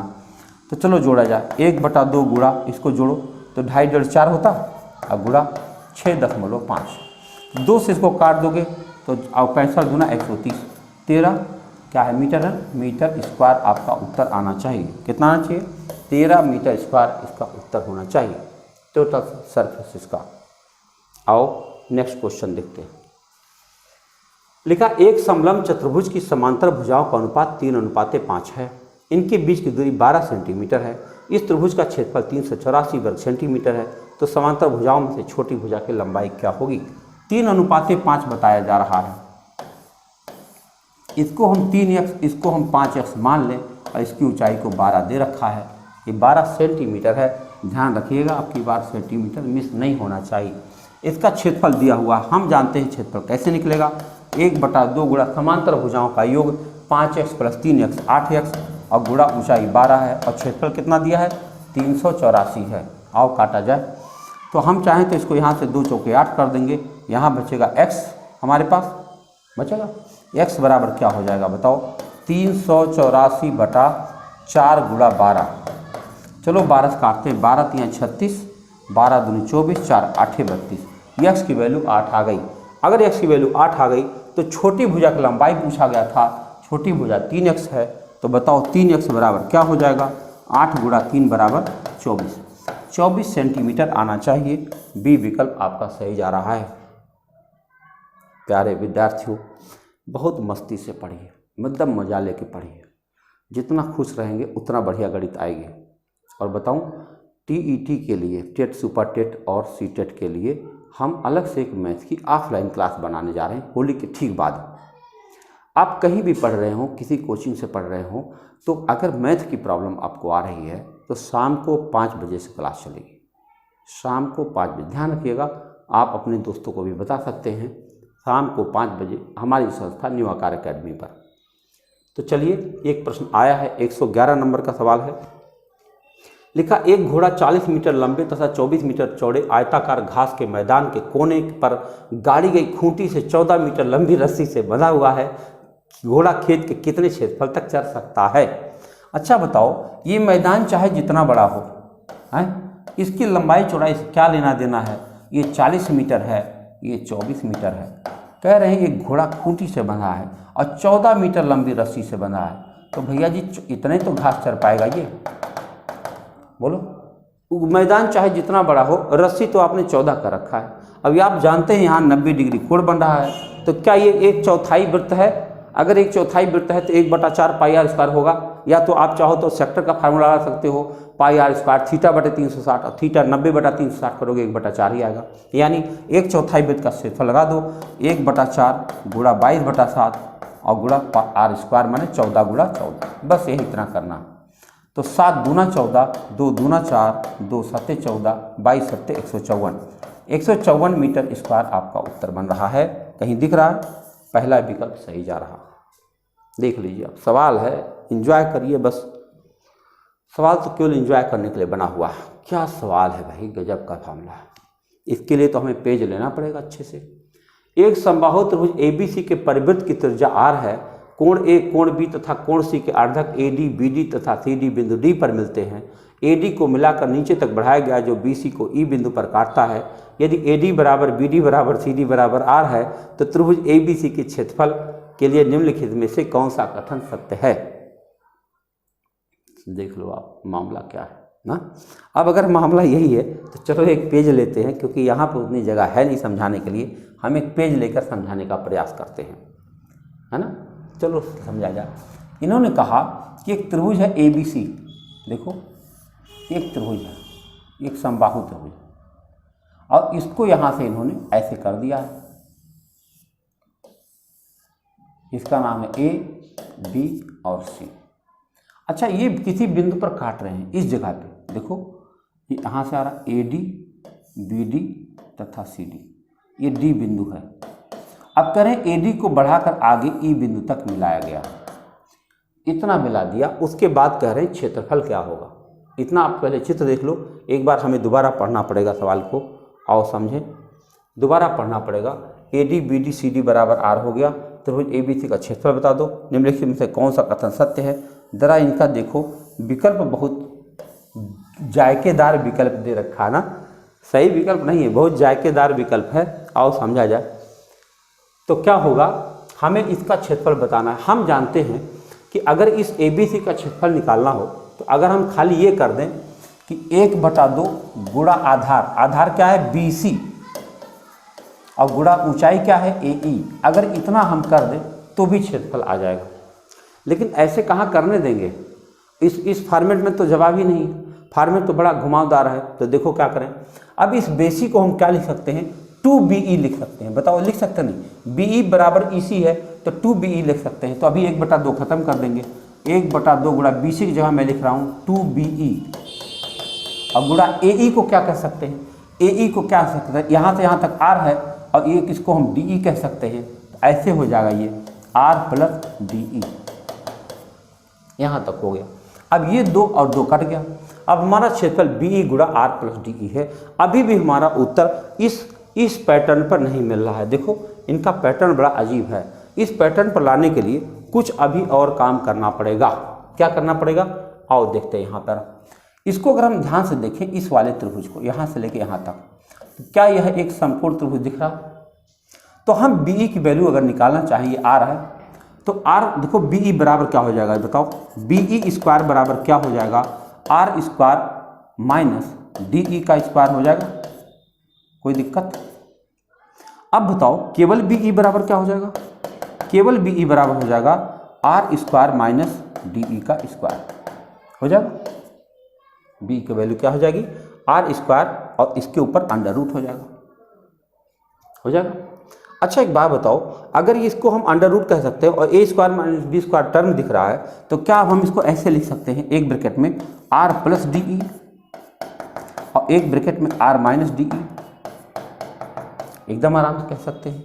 अब इसको अगर हम और ब्रेक करें तो एक काम कह सकते हैं, रूट अगर हम ना लगाएं तो ऐसे लिख सकते हैं R + DE का पावर 1/2 और ब्रैकेट में R - DE का पावर 1/2, इतना कर सकते हैं। अब हम ये किसकी वैल्यू आई है, BE की वैल्यू आई है, तो उस BE की जगह पे हम यह बात लिख सकते हैं और लिख दिया जाए।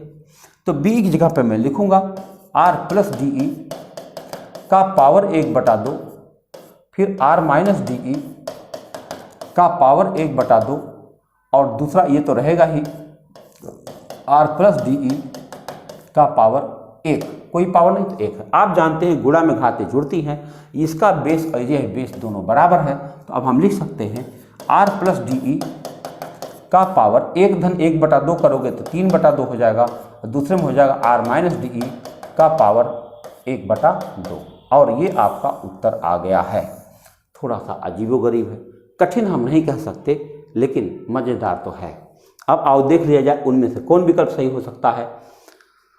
आओ देखो कहीं दिख रहा है, ये वाला C विकल्प देखिए, C विकल्प देखिए, R + DE का पावर 3/2 और R - DE का पावर 1/2, बहुत आराम से आपका उत्तर बन रहा है। आइए अगले सवाल पर देखा जाए क्या सवाल है। बस केवल 2 सवाल बचे हैं, तो हम अगले प्रश्न की तरफ चलते हैं। देखिए क्या सवाल है, एक समबाहु त्रिभुज की प्रत्येक भुजा 8 सेंटीमीटर लंबी है। इस त्रिभुज के परिवृत्त तथा अंतर्वृत्त के बीच का क्षेत्रफल कितना होगा, जबकि पाई बराबर 22/7, बीच के क्षेत्र का क्षेत्रफल 22 क्या होगा। तो देखो क्या करना है, एक त्रिभुज ले लो आप, कहाँ ले लें, करें एक समबाहु त्रिभुज की प्रत्येक भुजा 8 सेंटीमीटर लंबाई। अच्छा बताओ एक त्रिभुज बना लो जरा, ये है त्रिभुज, समबाहु त्रिभुज है, 8 सेंटीमीटर लंबी इसकी भुजा है। अब हम क्या करने जा रहे हैं, इस पर एक वृत्त बनाएंगे, अंतर्वृत्त भी बनाएंगे और परिवृत्त भी बनाएंगे। आओ बनाया जाए। अगर हम अंतर्वृत्त बनाते हैं तो कैसे बनेगा, कुछ इस तरह से, और परिवृत्त बनाएंगे तो कैसे बनेगा, कुछ इस तरह से। वाह अच्छा है। अब हमको क्या करना है कि हमें बताना है इसके बीच वाले भाग का क्षेत्रफल बताना है, ये वाला, ये कैसे निकलेगा। थोड़ा सा आसान तो एकदम नहीं होगा।